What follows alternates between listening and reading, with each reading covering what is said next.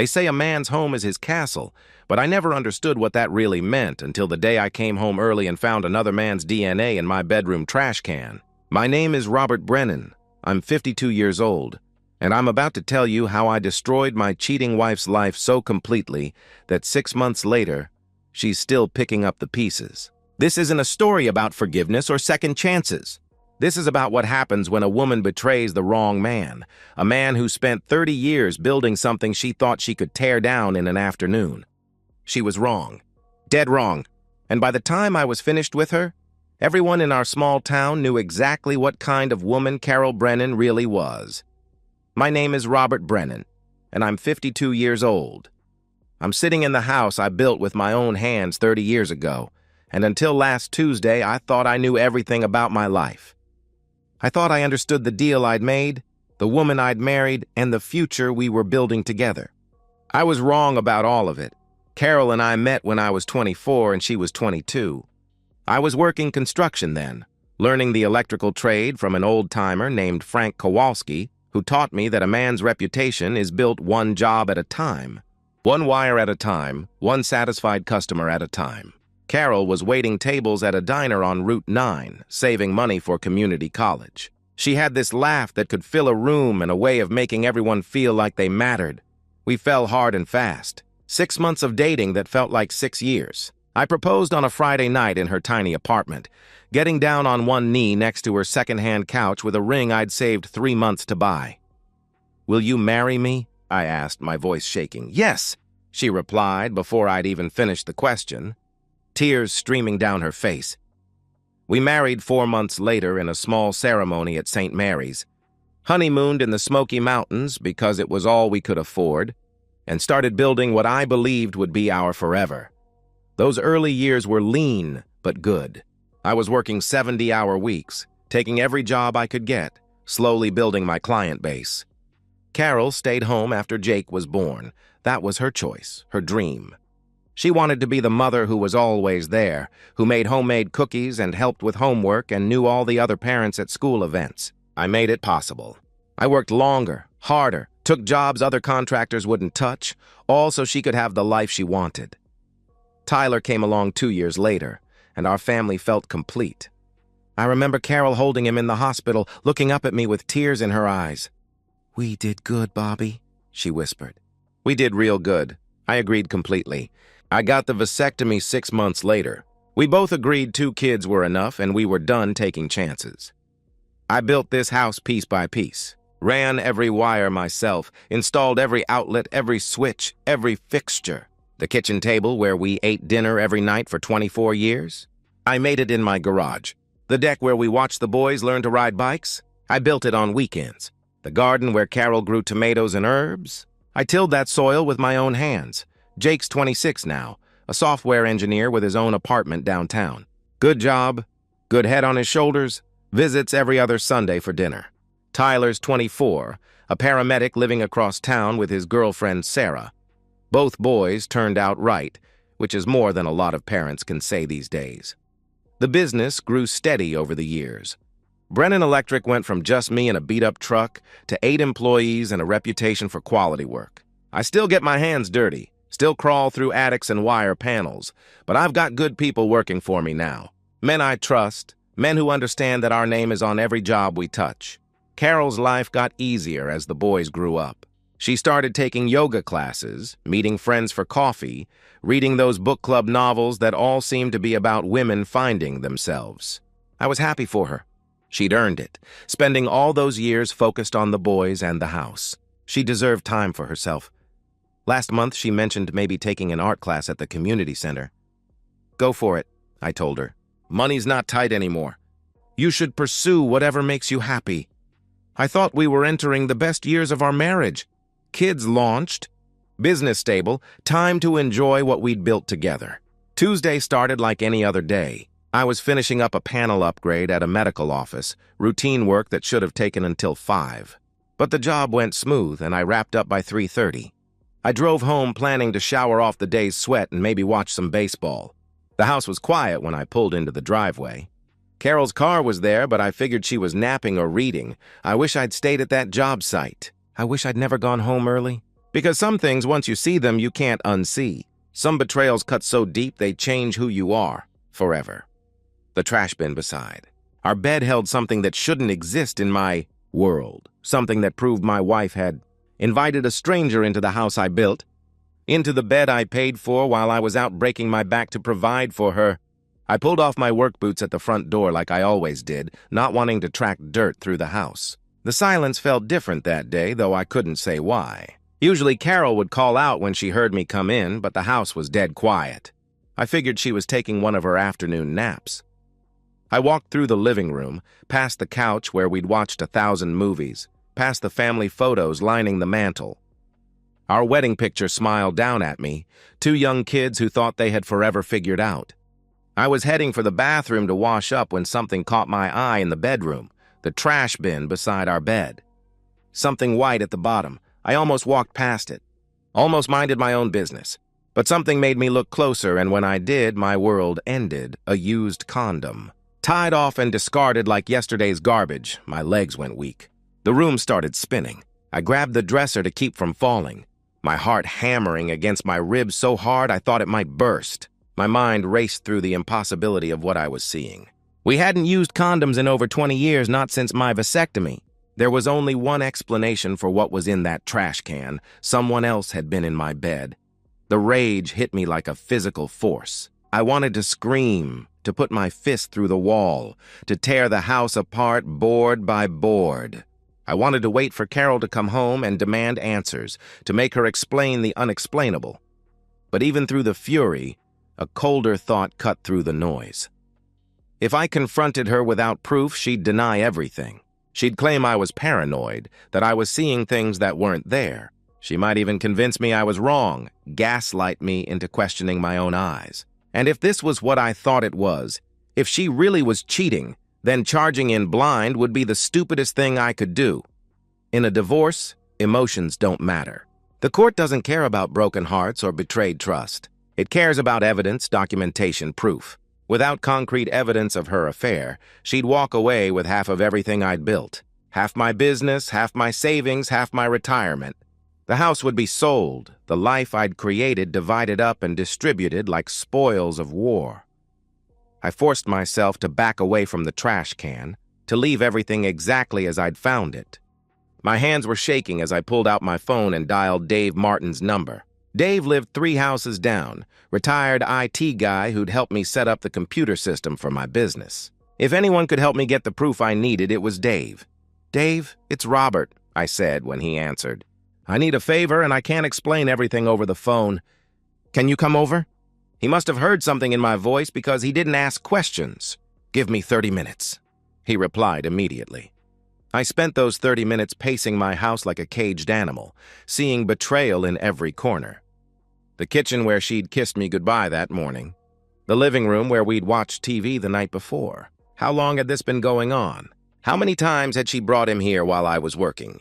How many times had she lied to my face? Dave arrived with a small duffel bag and the kind of professional focus that comes from 30 years in corporate IT.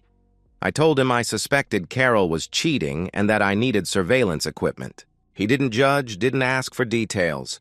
He just nodded and got to work. We spent 2 hours installing hidden cameras throughout the house. Motion activated, streaming to cloud storage and my phone. Living room, hallway, bedroom, front entry. Small enough to be invisible, sophisticated enough to capture everything in high definition. "They'll record automatically," Dave explained as he showed me the phone app. "Motion alerts will come straight to your phone. Everything uploads to secure cloud storage, so even if something happens to your phone, you'll have backup copies." I thanked him and he left, no questions asked. That's the kind of neighbor Dave was. Solid, dependable, the kind of man who understood that sometimes you need help without having to explain why. The next 2 days were the worst of my life. Coming home to Carol cooking dinner, kissing me on the cheek like nothing had changed, asking about my day while my stomach churned with the knowledge of what she'd done. I played the devoted husband while dying inside, checking my phone constantly, waiting for the motion alerts that would confirm my worst fears. Thursday morning, I was on a job site rewiring an office building when my phone buzzed. Motion detected. Front door camera. I opened the app with shaking hands. switched to live view, and watched a man I'd never seen before walk through my front door like he owned the place. Carol greeted him with a kiss that told me everything I needed to know. I was watching my marriage end in real time. Kyle Turner. That was his name, though I didn't know it yet. Mid-20s, arrogant grin, expensive sneakers that probably cost more than most people made in a week. He strutted through my front door like he belonged there, like he'd been invited into the most sacred space in my world. I watched them on my phone screen, unable to look away even though every second was torture. Carol wrapped her arms around his neck, pulled him close, kissed him with a passion I hadn't seen from her in years. They whispered to each other, laughed at private jokes, touched each other with the casual intimacy of people who'd done this before. Many times before, this wasn't some moment of weakness or a one-time mistake. This was a relationship. They moved toward the stairs and I knew where they were going. The bedroom camera would activate soon, and I'd have to watch my wife betray 26 years of marriage in the bed where we'd conceived our children, where we'd held each other through bad dreams and good news, where I'd promised to love her until death do us part. I stood up from the electrical panel I was working on, my tools forgotten. My foreman, Tony, looked over at me with concern. "You okay, Robert?" he asked, noticing my pale face. "Family emergency," I answered, my voice hollow. "I have to leave." He nodded immediately, concern in his eyes. "Go. We'll handle things here." Tony had worked for me for 8 years. He'd never seen me leave a job unfinished. I walked to my truck in a daze, propped my phone on the dashboard, and started driving home. The bedroom camera had activated. Carol and Kyle were undressing each other, falling onto the bed I'd assembled myself 15 years ago. I watched my wife's hands explore another man's body, watched her arch her back as he touched her, watched her become someone I didn't recognize. The drive home was surreal. Stop signs, traffic lights, suburban streets where neighbors walked their dogs and kids rode bicycles, all while I watched my marriage disintegrate on a 6-inch screen. I wasn't thinking anymore. I was operating on pure instinct, some primal part of my brain that understood only territory and violation and the need to defend what was mine. I pulled into my driveway and parked quietly. The sounds from inside the house reached me before I'd even opened my front door. Moaning, laughter, the rhythmic creak of bed springs that had supported my sleep for 15 years. I climbed the stairs slowly, stepping over Kyle's shirt, Carol's jeans, underwear scattered like evidence of her betrayal. I paused outside the bedroom door, listening to my wife make sounds she'd never made for me. Then I kicked the door open so hard it slammed against the wall. The scream that came from Carol was pure terror. Kyle scrambled to cover himself, his face draining of color as he saw me standing in the doorway. For a moment, nobody moved. We were frozen in this tableau of betrayal and discovery, like actors who'd forgotten their lines. Then something cold and violent took over. I crossed the room in 3 steps, grabbed Kyle by the throat and threw him off my bed. He hit the floor hard, gasping for air. I drove my fist into his jaw with 30 years of construction work behind it. The impact sent him crashing into the wall, blood spraying from his mouth. "Stop!" Carol screamed, but her voice seemed to come from very far away. "Bobby, please stop!" Kyle tried to get up, tried to speak through the blood. "I'm sorry, man," he gasped. I didn't want explanations." I wanted him to understand that there are consequences for touching another man's wife in his own bed. I drove my knee into his ribs repeatedly, feeling them crack under the impact. Kyle's begging turned to sobbing, but I wasn't done. I kicked him in the groin with the steel-toed work boot I was still wearing, a devastating blow that dropped him to the floor. Screaming, "Get out of my house before I kill you," I said, my voice dead calm. Kyle crawled toward the door, leaving a trail of blood on the hardwood floors I'd installed myself. He tumbled down the stairs, dragged himself across the living room, and collapsed on my front lawn. I watched from the doorway as he pulled himself into his car and sped away, probably heading for the emergency room. I turned back to Carol. She was wrapped in our bedsheet, sobbing, mascara streaming down her face. She looked small and pathetic and nothing like the woman I'd married. "Get dressed," I told her. "Bobby, please." She tried to speak, to explain, to make excuses. Let me explain. This isn't— Get dressed, I repeated, cutting her off. She obeyed. 5 minutes later, she appeared at the top of the stairs, fully clothed but still shaking. She tried to talk again. "Bobby, I'm sorry," she pleaded. "It didn't mean anything. We can work through this. We can go to counseling." I opened the front door. "Leave," I commanded. "Please, where am I supposed to go?" she asked desperately. "I don't care," I replied coldly. She collapsed on the front step, crying harder. I closed the door in her face and locked it. Then I pulled out my phone. The cameras had recorded everything: her betrayal, my response, every second of the destruction of our marriage. Now it was time to make sure she never recovered from this. I sat in my living room, surrounded by silence for the first time in hours, and made the calls that would reshape the rest of our lives. First, I called Jake, then added Tyler to the line. They deserved to hear this from me before Carol tried to spin her version of events. "Boys, I need to tell you something, and it's going to be hard to hear," I began, my voice steady despite the chaos inside me. "Your mother's been cheating on me. I caught her in our bed with another man today. I'm filing for divorce." The silence that followed was deafening. Finally, Jake's voice came through, tight with controlled anger. "Dad, are you okay?" he asked. "Do you need us to come over?" "I'm okay," I answered. "I will be okay. I just wanted you to know the truth before she tries to contact you." Tyler's voice was rougher when he spoke. "What do you mean you caught her?" "I have video evidence," I explained. "Everything recorded. I'm not asking you boys to choose sides, but I want you to know what really happened." "We're with you, Dad," Jake said immediately. "Whatever you need." "Always," Tyler echoed, his voice firm. I thanked them, told them I loved them, and hung up before the emotion could crack my voice. Then I made the call that would determine Carol's future. Margaret Sinclair was the divorce attorney my business accountant had recommended years ago during a casual conversation about asset protection. She agreed to see me first thing the next morning. Margaret's office was all dark wood and law books, the kind of place that communicated competence and discretion. I handed her a USB drive containing the camera footage, and she watched it in silence. The video was comprehensive. Carol and Kyle entering the house, kissing, undressing. The bedroom footage that documented their affair in explicit detail. Margaret's expression remained professional throughout, but I saw the disgust flicker in her eyes when Kyle appeared on screen. "This is ironclad," she said when the video ended. "Adultery is still grounds for fault-based divorce in this state.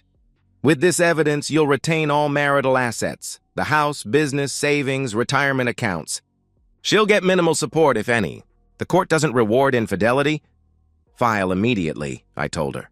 "I want her served by the end of the week." "Understood," she replied, already making notes. "We'll move fast." Margaret explained the process. Temporary restraining order preventing Carol from returning to the house. Freezing of joint accounts, expedited hearing given the clear evidence of adultery. I listened to every word, feeling the satisfaction settle deeper in my chest with each legal maneuver that would protect what I'd built. While I was planning Carol's legal destruction, she was discovering the personal cost of her betrayal. She tried calling Jake repeatedly. He ignored her for 2 days before finally responding via text. "You destroyed our family. Don't contact us again." Tyler was even more direct. He blocked her number entirely. When she showed up at his apartment, he didn't answer the door. She stood outside for an hour, knocking and pleading, while neighbors watched through their windows. The woman who'd raised him, who'd bandaged his scraped knees and cheered at his baseball games, had become a stranger, begging for attention he would never give again. The next 60 days were a blur of depositions, financial disclosures, and mediation sessions that Carol's attorney insisted on, despite having absolutely no leverage. Carol tried every defense in the book during her deposition. "I felt neglected," she claimed, dabbing her eyes with tissue. "Robert worked all the time. I needed companionship." "Did that give you the right to commit adultery in the marital home?" Margaret asked coldly. "I was having a midlife crisis," Carol continued. "I needed to find myself." "In another man's bed?" Margaret replied without missing a beat. Margaret shut down each. Pathetic excuse with the video evidence and testimony about my faithful provision for the family, I learned that Kyle Turner had spent 3 weeks in the hospital. Broken ribs, internal injuries, permanent damage to his groin that the doctor said would affect him for the rest of his life. His lawyer advised him not to press charges, given the circumstances of how he was discovered. A jury would be unsympathetic to a man caught in another man's bed. Kyle left town the day he was discharged from the hospital, probably terrified I'd come back to finish what I'd started. Good. Let him spend the rest of his life looking over his shoulder, remembering what happens when you touch something that doesn't belong to you. The judge reviewed everything and ruled swiftly. I retained the house, the business, all savings and retirement accounts. Carol received a settlement of exactly $2,000, just enough to avoid claims of punitive damages and no alimony. 26 years of marriage dissolved with the bang of a gavel. 60 days after I kicked down that bedroom door, Carol was legally erased from my life. She got $2,000 in a studio apartment on the wrong side of town. I got everything else, including my peace. The story spread through our community like wildfire, and Carol lit the match herself. She couldn't help but play the victim, complaining to anyone who would listen about her abusive husband who nearly killed an innocent man and threw her out with nothing. But the truth has a way of finding daylight. And this truth was too explosive to stay buried. Dave Martin, my neighbor who'd helped install the surveillance equipment, mentioned the video evidence to a few close friends. Word spread. Someone saw Kyle crawling out of my house naked and bleeding. Someone else witnessed Carol sobbing on my front lawn. The pieces came together quickly in a town where everyone knows everyone else's business. The community's response shocked me. Instead of judgment, I received respect. Other men at Angel's hardware store nodded knowingly when I walked in, shook my hand with genuine admiration. They'd heard what I'd done, and they approved. These were men who understood that some lines can't be crossed without consequences. My crew at work was fiercely loyal. They'd known Carol for years, had brought their wives to company barbecues, had watched her play the devoted wife and mother. They were disgusted by her betrayal. Tommy, one of my senior electricians, pulled me aside one day.